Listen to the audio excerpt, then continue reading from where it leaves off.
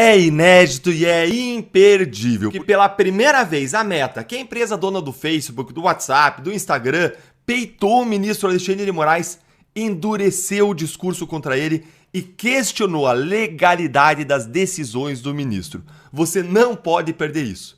Gente, alguns dias atrás apenas eu questionei aqui no canal em um vídeo se o Moraes estava louco, porque ele fez uma nova provocação pro Donald Trump, pro Elon Musk, ao exigir dados cadastrais do Alan dos Santos, tanto exigindo isso da Meta quanto do X. Eu vou deixar para você aqui no final na tela e também o link na descrição para você assistir depois e entender toda essa história. E eu questionei lá, agora que o Trump processou o Moraes por ele querer impor suas decisões contra os cidadãos e empresas americanas, e agora que o Musk está oficialmente no governo americano, será que o X cumpriria essa decisão? E será que a Meta cumpriria essa decisão? Agora que o Mark Zuckerberg, que é dono da empresa, ele se colocou do lado do Trump na luta contra a censura global? E a resposta já chegou, pelo menos em relação à Meta. E ela traz fatos inéditos e confirma várias coisas que eu já disse aqui no canal. Confere aí comigo, ó. Meta recorre de ordem de Moraes sobre Alan dos Santos, mas diz que cumprirá a decisão. Como assim? Vamos entender essa história. A Meta apresentou recurso contra a decisão do ministro do STF, Moraes, em que ele ordenou o fornecimento de dados relativos ao perfil do influenciador bolsonarista Alan dos Santos no Instagram. Ao mesmo tempo que questiona os fundamentos da decisão, a empresa afirma que cumprirá a ordem. Ah, Deltan, mas ela vai cumprir a ordem, então não é nada demais. Não, gente, fica aqui que você vai entender e vai ficar cada vez melhor. Olha o que a empresa fez. Diz que vai cumprir a ordem, mas já entrou com recurso e no recurso ela detonou Moraes. Isso aqui é uma postura inédita da Meta, que dentre as Big Techs era uma das mais alinhadas com o regime de censura de Moraes, com o regime de censura do STF, do TSE, até a eleição de Donald Trump, né, gente? Quando o Mark Zuckerberg aí ele ficou pianinho, ele arrastou a asa dele pro lado do Trump e ele fez aquele vídeo muito famoso, prometendo até mesmo acabar com o uso das agências de checagem e usar notas de comunidade como faz o X. O que está, inclusive, para ser implantado agora nas redes sociais da Meta. E agora veja a resposta que a Meta deu pro Moraes, repetindo algo que eu já falo aqui para vocês no canal faz tempo. Confere aqui. E calma que vai ficar bem melhor do que isso aqui em seguida, ó. A empresa, então, apresenta dois argumentos para questionar a ordem. Um deles está relacionado à forma como os dados foram solicitados, pedidos, devido ao fato de Alan não estar no Brasil. A Meta diz que o correto seria o uso de mecanismos de cooperação internacional. Gente, exatamente, o Moraes ele teria que mandar uma carta rogatória para os Estados Unidos ou um pedido ativo de cooperação internacional que passa pelo Ministério da Justiça, que só seria cumprido depois que o Departamento de Justiça americano analisasse o pedido, confirmasse que ele cumpre todas as regras e aí sim entregaria para o Moraes os dados cadastrais do Alan dos Santos que ele está exigindo.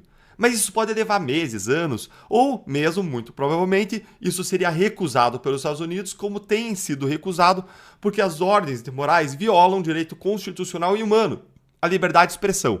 E aí os Estados Unidos se recusam a cumprir coisas que violam a liberdade de expressão. Básico, né, gente?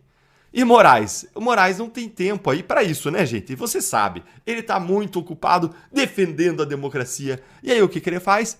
Ele mete lá uma ordem totalmente ilegal, mandando a Meta e o X entregar esses dados em 10 dias, mesmo sendo dados que não estão no Brasil, em relação a pessoas que não estão no Brasil. E vejam o detalhe, Alan dos Santos é residente dos Estados Unidos, mora lá nos Estados Unidos, tem as contas dos Estados Unidos, posta dos Estados Unidos, e as empresas aqui no Brasil não têm como ceder os dados cadastrais de um residente dos Estados Unidos como o Moraes quer. Bora seguir que as pedradas da Meta no Moraes só vão ficando mais fortes. E vai curtindo o vídeo, senta o dedo no like se você está gostando, para que essa informação sensacional chegue a mais pessoas. Um outro argumento da Meta é referente ao período dos dados solicitados, até fevereiro desse ano. A companhia acredita ser necessário reavaliar o período, a fim de evitar qualquer alegação de desproporcionalidade ou realização de fishing expedition, pescaria probatória. A defesa afirma que, em razão dessas questões, entende que a decisão merece reforma e requer que os dados fornecidos apenas sejam disponibilizados à Polícia Federal se a decisão for mantida. A empresa pede ainda, caso o ministro não concorde com os argumentos, que o recurso seja levado a julgamento entre os pares, entre os outros ministros. Moraes, a Meta ainda está te ajudando aqui, viu, Moraes? A gente sabe que Fish Expedition, a pesca probatória, é um dos seus métodos, mas a Meta está te dando a chance de reavaliar isso para que não fique cada vez mais escancarado que é isso que você está fazendo. Afinal de contas, não dá para recorrer para um tribunal superior e detonar tudo, né? Que seria o certo. Mas, pelo menos aqui, vai preservar a tua imagem, Moraes, se você revisar. E agora, olha, gente, o que a Meta fez? Ela jogou na cara de Moraes uma jurisprudência do próprio STF que mostra que o que ele está fazendo é ilegal. Olha aqui a porrada e se você está gostando, mais uma vez, curta o vídeo para mais gente ver e gostar também. Aqui, ó, a Meta aponta aqui, em um outro julgamento do STF em 2023, a Corte entendeu ser possível a solicitação direta de dados e comunicações de autoridades brasileiras a empresas de tecnologia na hipótese de crimes cometidos por indivíduos localizados em território nacional. A partir disso, afirma que a decisão de Moraes não parece estar amparada pelas hipóteses fixadas pelo próprio tribunal na ocasião. Isso porque as contas em questão parecem estar associadas a um indivíduo sabidamente não localizado em território brasileiro, diz o recurso. Dizendo óbvio, né, gente? Uma vez ausentes as hipóteses autorizativas para a requisição direta dos dados do Moraes para as empresas, os dados requeridos pelo Departamento de Polícia Federal devem ser buscados por meio de mecanismos de cooperação jurídica internacionais disponíveis, afirma o recurso da Meta. E aí, ministro Moraes, vai dizer o que agora, hein? Que a Meta faz parte das milícias digitais estrangeiras? Que a empresa faz parte de um movimento conspiracionista global de extrema-direita? Que vergonha, ministro Moraes, tomando lição de direito da Meta. Que absurdo que nós tenhamos um ministro do Supremo que precise ser lembrado da lei, da Constituição, da jurisprudência do próprio tribunal que ele integra, porque ele vive violando a lei, violando os próprios entendimentos do próprio tribunal. Mas sabe o que o Moraes vai fazer? Ele vai rejeitar o recurso da Meta, porque mesmo a empresa estando certa, ele faz o que ele quer. Ele é a lei, como bem disse Mauro Cid naqueles áudios vazados, espontâneos. Só que, fazendo isso, ele pode acabar comprando agora uma briga maior do que ele consegue enfrentar. E não é com a Meta, não. É com o governo Trump. E se você gostou desse vídeo e ele foi útil para você entender o que está acontecendo, curte o vídeo, se inscreve no canal, aqui é a sua casa, clica no sininho para você não perder nada por aqui e, como sempre, deixa a sua opinião nos comentários, eu quero ouvir a sua voz. Lembrando que você ainda pode se tornar um membro aqui do canal para receber análises exclusivas, isso também é uma forma de você apoiar o nosso trabalho. Um grande abraço. O ministro Alexandre de Moraes e o STF têm agora uma nova arma para barrar a anistia do 8 de janeiro. Eles já começaram a usá-la. O ministro retomou uma investigação da Lava Jato contra Gilberto Kassab, presidente do PSD. É a chantagem suprema. Isso aqui, gente, é uma verdadeira declaração de guerra do ministro Moraes e do STF contra a direita, mandando um recado muito claro. Ou vocês param de fazer barulho pela anistia, param de nos criticar e ficam aí quietinhos, ou nós vamos enforcar vocês com processos criminais no STF. E sabe até quem que entrou nesse balaio? Eu mesmo, gente. O Moraes veio pra cima até de mim. Será que faço parte das milícias digitais? Fica aqui comigo que eu vou te explicar essa jogada de xadrez do STF contra mim, contra o Kassab e contra vários outros nomes da direita. Vamos começar aqui por esta notícia aqui. Presta atenção aí, ó. Por ordem de Moraes, ação de Dino contra Deltan Dallagnol voltará ao STF. Olha o que diz a matéria. Alexandre de Moraes mandou retornar ao STF uma ação movida por Flávio Dino, ainda enquanto ministro da Justiça do governo Lula, contra o ex-deputado Deltan Dallagnol. Na queixa-crime apresentada em abril de 2023, Dino acusou o então deputado Dallagnol dos crimes de calúnia, difamação e racismo, por ter dito em entrevistas que o então ministro da Justiça havia feito acordos com o crime organizado que lhe permitiram visitar o Complexo da Maré no Rio de Janeiro.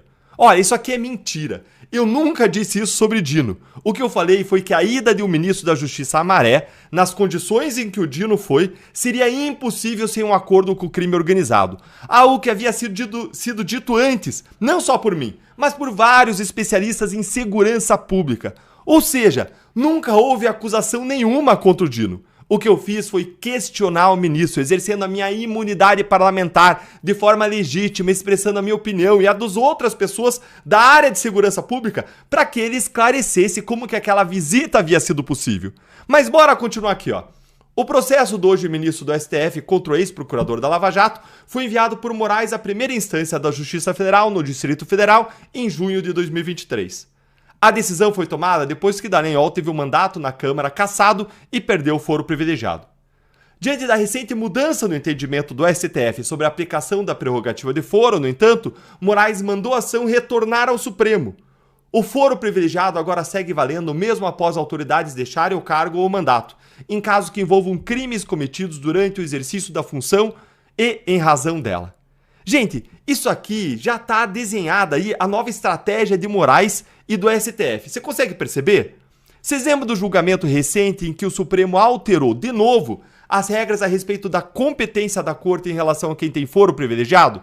O STF mudou seu entendimento para dizer que agora o tribunal tem competência sobre todo mundo que já teve foro privilegiado, ou seja, mesmo depois que a autoridade tenha saído do cargo, o Supremo continua sendo competente para julgar a pessoa. O que é um absurdo, é um disparate, é um descalabro, porque esse é um entendimento absolutamente casuísta, de conveniência que o Supremo tomou agora para poder pegar Bolsonaro, nesse caso o golpe, porque o STF sequer tinha competência para julgar o caso Bolsonaro. Mas não foi só isso não.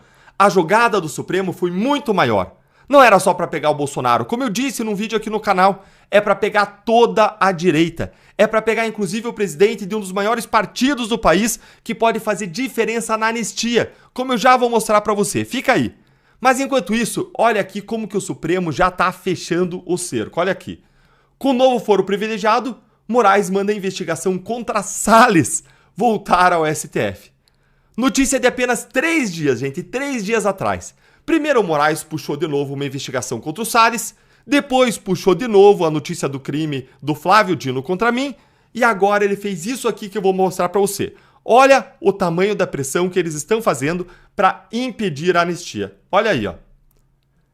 A nova arma de Moraes para pressionar Kassab contra a anistia do 8/1. Surreal. Relator do inquérito do golpe no STF, o ministro Alexandre de Moraes, tem em mãos nova arma para pressionar o presidente do PSD, Gilberto Kassab, a não apoiar o projeto de anistia aos condenados do 8 de janeiro. No dia 19 de março, Moraes ordenou que uma investigação contra Kassab por corrupção passiva, Caixa 2, lavagem de dinheiro, oriunda da Lava Jato, gente, eles engavetaram a Lava Jato, livraram todo mundo, mas agora estão resgatando aqui, ó, e determinou que essa investigação contra o Kassab da Lava Jato retornasse ao STF, a fim de ser relatada novamente pelo ministro. Mesma coisa que Moraes fez comigo, mesma coisa que Moraes fez com o Salles, agora ele faz com o Kassab. Vocês estão entendendo o modus operandi do Supremo? Vocês estão entendendo a grande jogada que eles estão fazendo? Com essa nova decisão sobre o foro privilegiado, o Supremo criou uma concentração de poder nunca antes vista nas mãos dos 11 ministros. Tudo para controlar todos os parlamentares do Congresso, todo mundo que já passou por lá, ou seja, toda a classe política que tem uma influência de maior escala nos rumos do país. Mas principalmente eles estão concentrando na direita. O Supremo quer colocar todos nós de joelhos e fazer cada um de nós se submeter a eles. Ou vai, ou desce, ou obedece, ou é cana. Cadeia pra vocês. E depois da denúncia por uma piadinha de festa junina contra Sérgio Moro, quem duvida do que eles podem fazer lá em cima? E eles vão fazer isso em cada parlamentar, com cada parlamentar da direita que saia da linha que eles traçarem. Gente, isso aqui é monumental. Isso aqui é absurdo demais. Isso aqui é surreal, mas tem solução. Fica aí comigo que eu já vou te contar qual que é. Vamos continuar a leitura aqui, ó. O inquérito tinha sido enviado pelo próprio Moraes à Justiça Eleitoral de São Paulo em 2019. Em 2021, a denúncia do Ministério Público contra Kassab foi aceita pela Justiça, o que tornou o presidente do PSD réu no caso. Nos bastidores, fontes do Judiciário viram o novo despacho de Moraes como uma forma de pressionar Kassab e o partido comandado por ele a não apoiar o projeto da anistia, conforme lideranças do PSD têm sinalizado.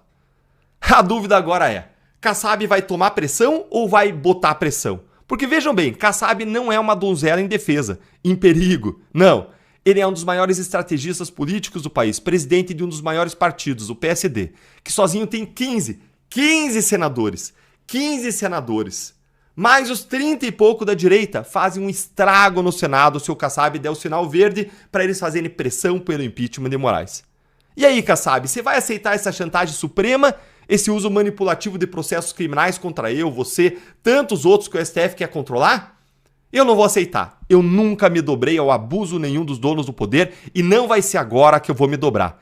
A minha fé está em Deus. Ele me fortalece, Ele me ilumina na jornada que eu decidi seguir, que foi de buscar uma transformação do Brasil em prol de um caminho mais justo, mais certo, de prosperidade, de desenvolvimento, um caminho de honestidade, de correção, de contenção dos abusos daqueles que estão acima da lei e se colocam acima da lei para mandar no país. Eu não vou desistir, eu não temo a justiça injusta dos homens. Eu temo sim a justiça de Deus. E essa não falha nunca. Mas eu olho esse jogo sujo do STF de Moraes e eu olho para isso e eu digo, tem solução. Sabe qual que é? É o fim do foro privilegiado. É uma bandeira que eu defendo há anos. Eu sempre defendi o fim do foro privilegiado porque ele sempre foi uma maneira de impedir a punição dos políticos corruptos poderosos. O foro privilegiado sempre foi usado como uma maneira de se alcançar a impunidade, já que os casos do STF raramente andam. E os ministros raramente punem alguém, com exceção, é claro, se o seu nome for Bolsonaro ou se você for um político da direita que critica os abusos do STF. Aí os processos contra você, voam mais rápido do que uma águia, mais rápido do que uma bala de canhão. Se o Congresso se unir para acabar de vez com o foro privilegiado, esse instrumento de chantagem, de pressão, de manipulação que o STF encontrou vai cair por terra em instantes. E já passou a matéria no Senado, tá lá na Câmara, dormindo em berço esplêndido.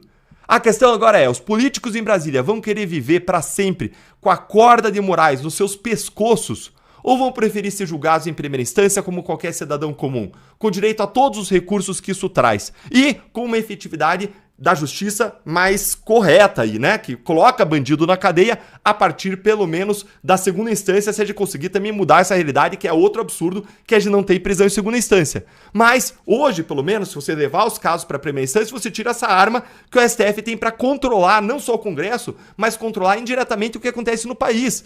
Você traz uma justiça maior, especialmente para aquelas pessoas que lutam contra os abusos e que não têm medo dos donos do poder e que podem ser retaliadas, como a gente vê acontecer no Supremo Tribunal Federal, hoje numa imensa perseguição contra a direita.